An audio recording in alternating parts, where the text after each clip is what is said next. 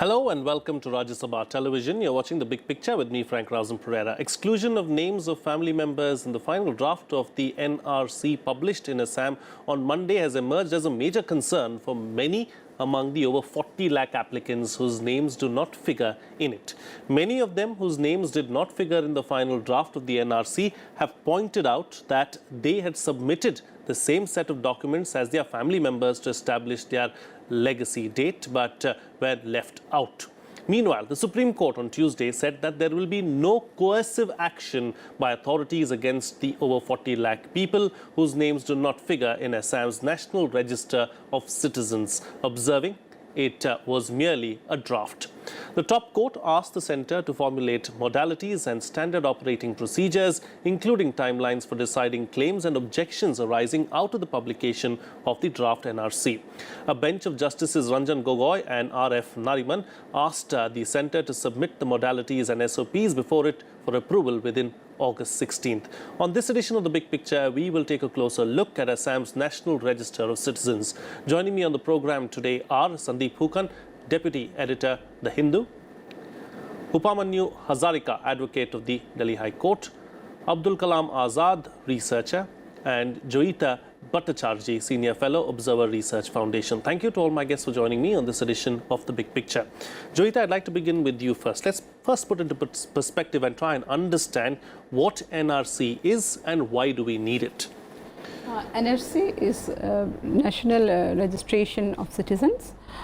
It is a process to record the citizen, and this is the first time which is taking place in India, especially in the state of Assam. It is important to understand that there is a big issue of illegal migration that has been raised. So it is an exercise to register who are the genuine Indian citizens. One way to end the whole debate of the foreigner thing which is going on for quite some time. So it is an exercise to really record who are genuine Indian citizens. So does it put an end to the foreigner versus Indian debate once this is eventually completed? Expectation is that it is looking into that we need to resolve this thing which is going on for quite some time. So this is, in this way, it is a very welcoming exercise, I would say, to end this long-going debate that is going on, because we have to understand the Assamese society. Assamese society, I think it is very vibrant and it is a multicultural thing.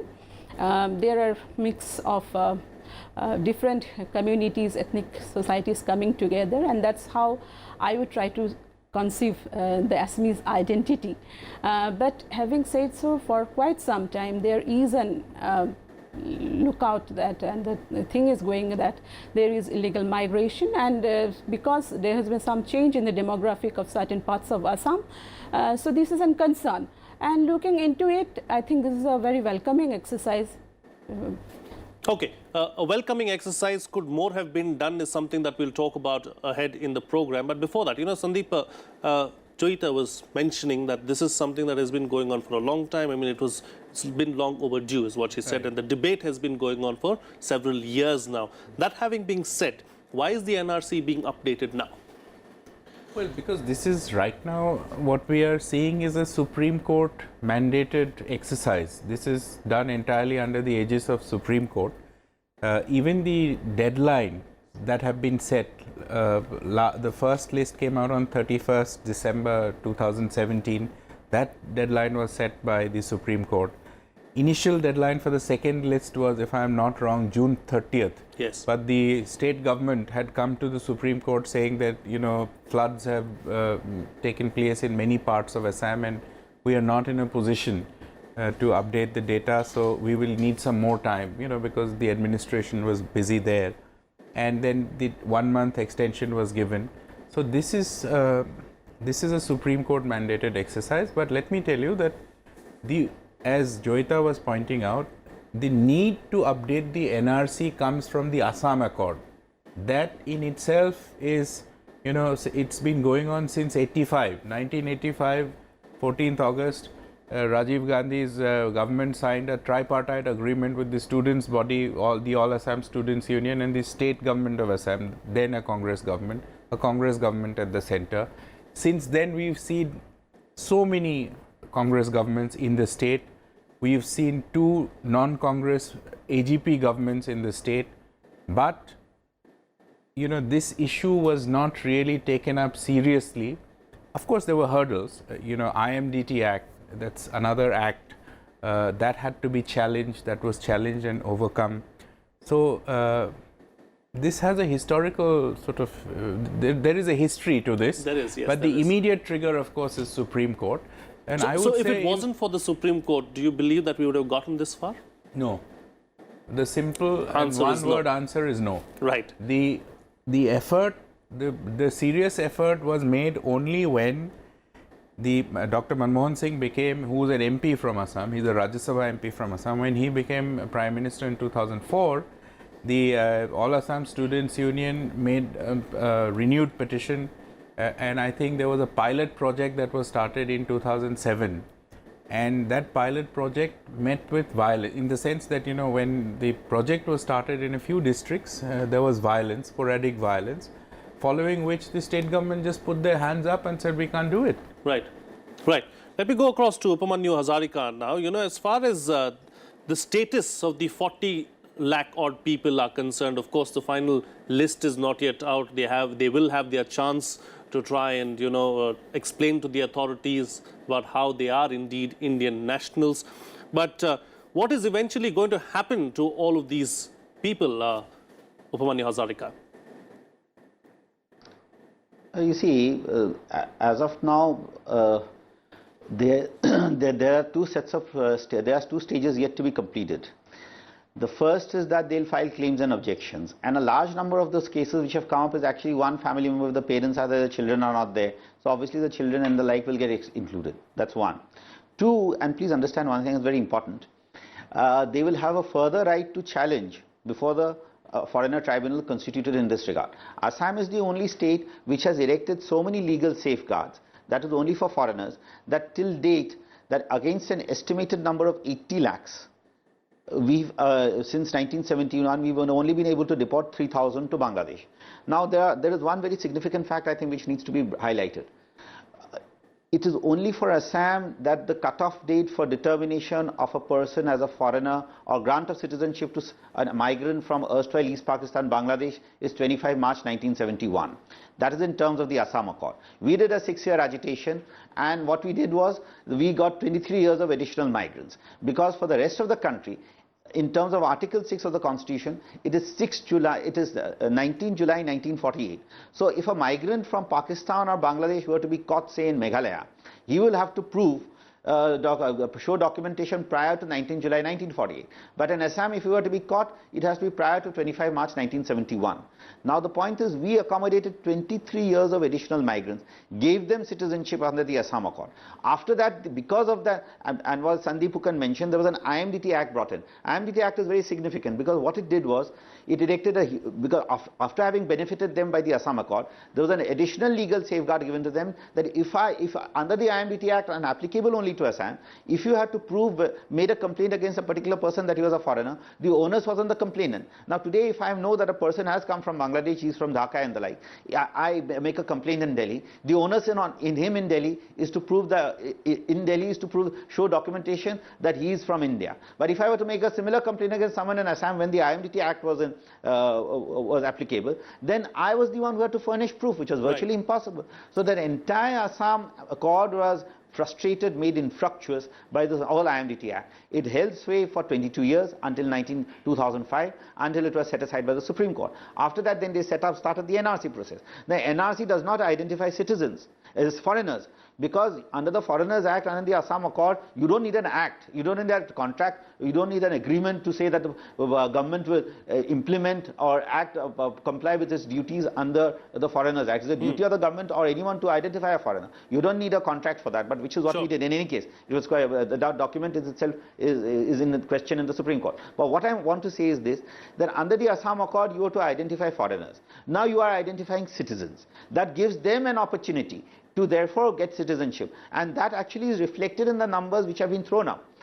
Because as of 31st December 2001, in terms of a parliament question given by Sri Prakash Jaiswal, Minister of State for Home in the UPA government, on 14 July 2004, there were 50 lakh Bangladeshi infiltrators in Assam, which is 20% of our then population of 2.61 crores. Today, on 16 November 2016, Kiren Rijiju gave figures of 80 lakhs, which makes it 25% of today's population of 3.2 crores. So we are looking at such a huge mass. Now the NRC process obviously has not been able to filter out the whole lot. Right. So when you are looking at in terms of this whole number of 40 lakhs or 80 lakhs, actually far short of the estimates of the government itself. And please look at it the other way around, because today the focus is entirely on approaching them as the victims and us, and in some kind of manner the local indigenous people as the aggressors, which is not the case, because right. they have Points been the taken. aggressors, they have infiltrated, they have migrated. Points taken. Let me go across to Abdul Kalam Azad as well, who's joining us from Assam at the moment. Abdul Kalam Azad, what is the basis of NRC, and do you believe that the entire process could have been done differently? Thank you very much. See, NRC is one of the very few projects in this country where, different stakeholders gave their consensus. So in NRC, even those people who are often, labeled as Bangladeshi, illegal immigrant, like the Muslims of Bengal origin or the Mia Muslims, they also demanded that there should be one NRC which could, eventually relieve them from the humiliation, from the harassment. If you see the history, you see the Assam agitation, the bloodshed. Then after you see the, the functioning of foreigners tribunal, the border police. Assam is the only state where you have a special border police unit, which arbitrarily can send notice to anyone, and there is no legal recourse. So at a time, even the Muslims and the Bengali Hindus, they wanted to, put to an end to this humiliation for once and all. So the process started, and fortunately, Supreme Court actually came into the picture. But if you see the, operation of this whole NRC process, you will find a lot of discriminatory and exclusionary provision. I would like to highlight only 2 points here. So one is, in normal, parlance, you are seeing that all the, more than 3 crore people of Assam have gone through the process. But the thing is that in this process, one provision of OI, or the original inhabitants, though this provision of original inhabitants was never discussed in the, the cabinet subcommittee or the meetings which were held with all stakeholders, including the student organization from the minority organizations. It was never discussed. And this term doesn't have even constitutional validity. But under this provision, certain communities, they were almost given the free hand to, get into the NRC. Okay. So you're raising questions about the process itself and saying that the process could have been far better. It was lopsided is what you're suggesting. Joyeeta, as far as the process itself is concerned, you did mention that this is the first time that we've seen an exercise of this nature taking place, aided, of course, by the Supreme Court, and that's why we have finally gotten here. Could it have been done any differently? See, when you are registering 3 crore plus population, and you are doing it for the first time, it's not easy, and every time there is a deadline being given. So understanding our government capability and the capacity to handle in the lower bureaucracy, it's not easy. But having said so, when it is handled or monitored by Supreme Court, people always expect that it should have been done in a much better way. So definitely people will raise such questions, and but here I would like to say that targeting some particular community may be a little far-fetched issue, because understanding that, if whatever my understanding, and I've been getting reports that there have been many people even from the Assamese community where their names have been somewhere either the father's name is not there, or the wife been registered, or the child is missing, name is missing. So I think this is little first place. I would try to see that it is more a clerical error that has happened, but the government let's has. not forget, the list has been prepared manually, so there are bound to be errors taking place. Yeah, but I think a little more care should have been taken, because Supreme Court is involved in it. Okay. Okay. At the end of the day, more care should have been taken is what Joyeeta is suggesting. But, let's move on, Sandeep, and talk about the politics of it. And I want to know your thoughts on the politics of this whole issue. Well, to my mind, I think this will be the biggest political issue now from going on from here, from now on until 2019. And I would say that Congress will be in a sort of dilemma. In fact, that's true for both the BJP and the Congress, because Congress wants to claim as well as it does not want to claim. Congress said that this was part of the Assam Accord to update the NRC, National Register of Citizens. So this was what we had agreed to, but they wouldn't tell you that they did not go ahead with it after the pilot project, that the Supreme Court had to get involved. So that shows a failure on the part of the Congress government. And as Mr. Hazarika also said, that IMDT was actually, it is incredible that in India we have one law and for one state we have another law. It is, how this sort of, this survived for such long, it is beyond me. But be that as it may, it was taken as a safeguard. So for all these reasons, the BJP would argue that it is their government on the ground that has actually got NRC from, implemented. And NRC in any case does not determine foreigners.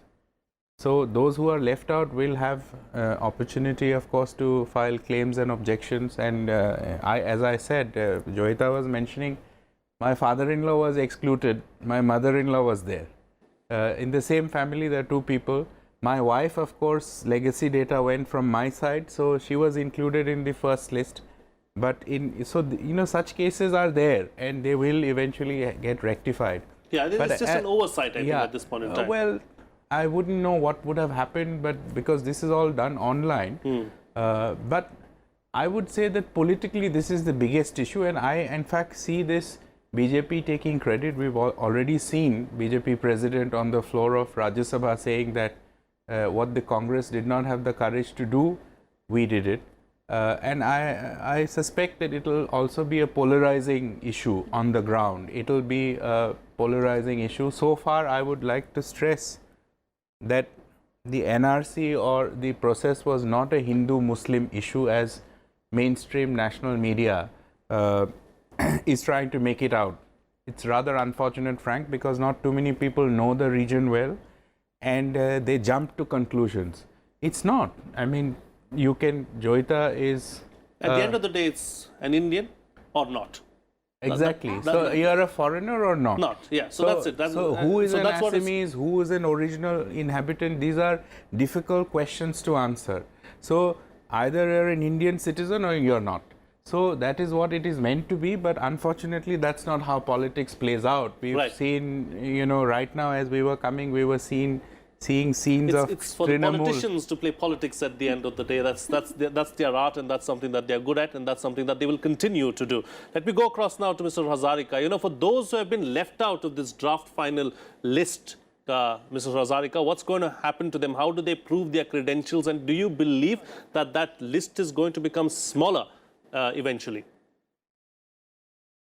No, it will become smaller. It has to become smaller because from what I hear. But let me tell you now, because a lot of people are making...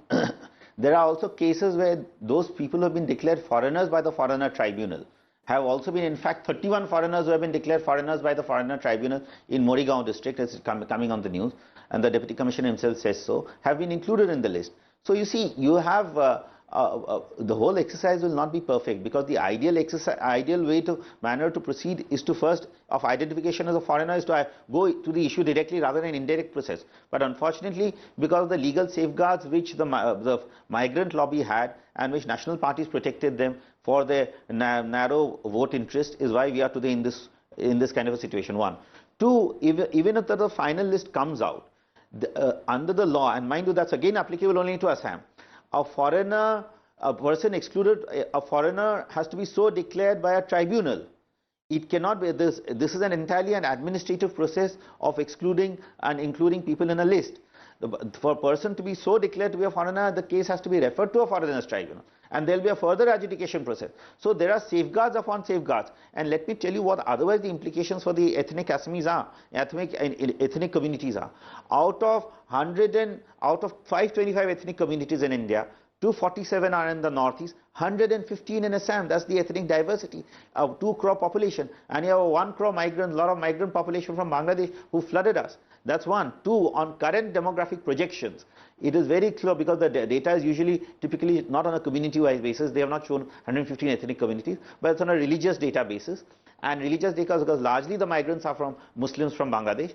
The current demographic projections on the basis of 2000, on the last few censuses show 3 independent studies that Hindus will become a minority in Assam by 2040, 2047 or 2051, independent study. So that is the problem we are facing. Now, as Sandeep put it, mainland India or the rest of India, mainstream media looks at it from a very, the victims are the so-called, these people who are excluded from the list, but the victims are actually us, because they have come from another land to our land.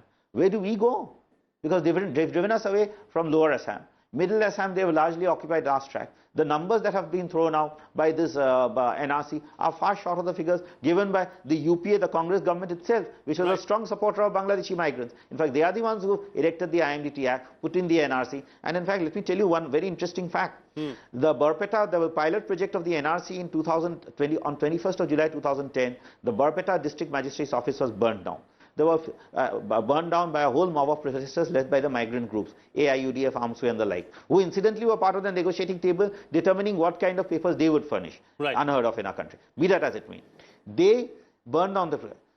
Instead of prosecuting them, not a single date, not a charge sheet has been filed, compensation was given to 132 people. RTI query on those 132 people elicited the startling response that 98 out of those 132 were not Indian citizens. They did not have their names in the voter rolls of 1970.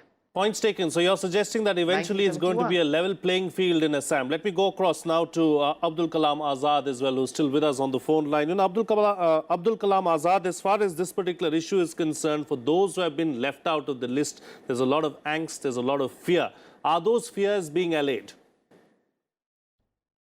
These people who are left out from this list, as it's being propagated that these people are foreigner, you will find hundreds of people who have been working in services like armed forces and all. So saying that these are illegal immigrants, it's a gross humiliation, gross injustice to those people.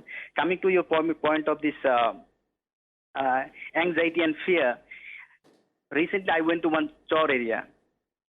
So in that chore, around 200 households are there. There's not a single family where none of their name figure in the list. But from each and every family, 2 or 3 family members are left out. You can imagine what kind of situation is there. Okay. How this can be happen that 2 members are Indian citizen and remaining are not. All right. How that has happened is something that only the authorities will eventually be able to answer. This is a common complaint, Frank. Yes, that is a common complaint. You know, how can you have a situation where one member of a family is an Indian citizen, the other is not? The parents are Indian citizens, the children are not. So something has gone horribly wrong. We don't know what really, and we can't really pinpoint. This has been repeated in many times. Actually, this is a major concern here. Sure. Closing comments now from all my guests, because I've got very limited time on the program, with what's likely to happen and what's the way forward, Joyeeta. I think driving a 40 lakhs population is not easy, So we really have to be very careful. First, we have to redress whatever the grievances are on, and all genuine Indian population, citizen, need to be included in the list, and these kind of anomalies need to be addressed properly and proper care. And we really have to think how we can long-term policy thing need to be laid out, how we can handle this deportation, because there will also be whether India has a deportation law or not, these things. And also one angle I hear before I leave, I have to understand that Bangladesh already said they don't recognize that migration, there is any kind of migration taking place from that so they are not going to accept, and why they should accept it also. So it is not an easy thing. So much more nuanced understanding of the issue is very necessary, and we expect that the court will take note of such issues. Take note of such things, of course. Sandeep, what happens to our relationship with Bangladesh? Is that going to be stressed now as a result of this? That is certainly an issue that has been raised even by the opposition party. The Congress has been raising that Bangladesh has been, the current regime in Bangladesh has been a very, very good friend of India, an all-weather friend. So we can't afford to, let them slip away from our hands. So however we deal with it, we have to deal with it in a way that satisfies all sides. That is the Congress position, what they have taken. I would, my closing comments would be that since I'm from the region and it's a very sensitive issue, it's an emotive issue, I would say that how we handle this is an unprecedented situation. How we handle this issue also will show the maturity of our democracy. So, as she said that, deporting 4 million people is perhaps not an easy option for any state anywhere in the world. And mind you, these are people who have lived for years and years. Even the cutoff date that we keep talking about is now nearly 50 years old. So I think this is an issue. I think so far we have been following deadlines set by the Supreme Court, largely because the governments have failed to deliver. Now I think the government should find, instead of doing mere election politics, I think they should find a way of dealing with it in the best possible manner. All right. Upamanyu, Hazarika, what's eventually going to happen to these people who don't make it on the final list? Do we send them back to Bangladesh? We don't have a treaty with Bangladesh at this point in time. So what's going to happen there? That's precisely the question. And actually, I don't think the rest of mainstream media, which has so much of a concern for these people, should be worried. Because I don't think anybody is going anywhere in a hurry. Last 47 years, out of 80 odd lakhs, you deported only 3,000 to Bangladesh. Hello? Yes, go ahead. And now, with the protracted legal process which is available and which is available to them, we will therefore have more legal court cases.